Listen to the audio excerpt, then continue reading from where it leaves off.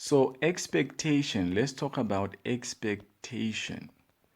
Now, we've said that probability, right, is the chances of getting a certain outcome, right?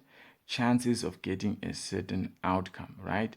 Now, let's imagine the chances of picking a boy from a group is 30%, right? So there's a 30% chance of getting a boy whenever you pick a person randomly.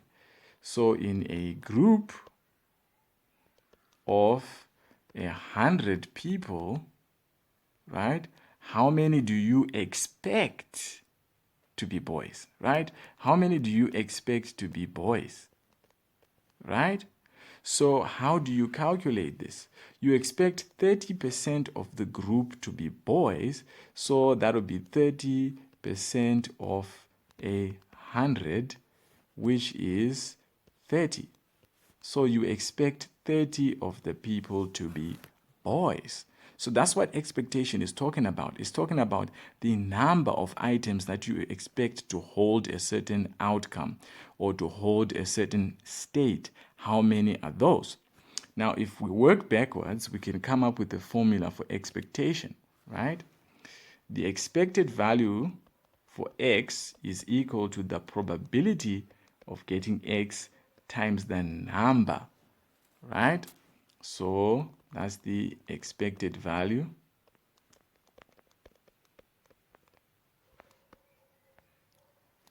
Then that's the probability of getting x.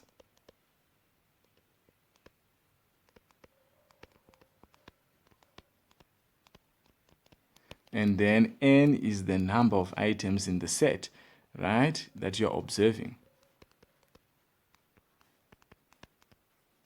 Okay, that's the number of items that you are seeing in a particular set. So now let's have an example.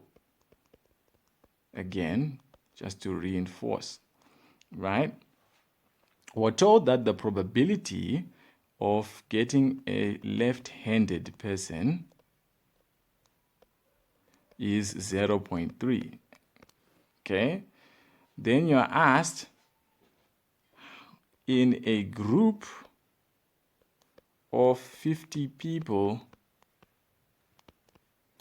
how many do you expect to be left-handed?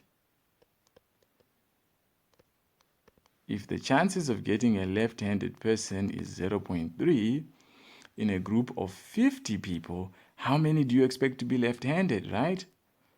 If we use our formula, our expected value should be equal to the probability times the number. So our probability was 0.3.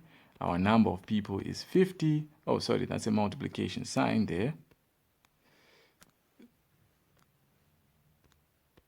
So 0.3 times 50 will give you 15 people. So if the chances of getting a left-handed person, right, are 0.3, then out of 50 people, we expect that 15 people are left-handed. So you can try the questions on the expectations.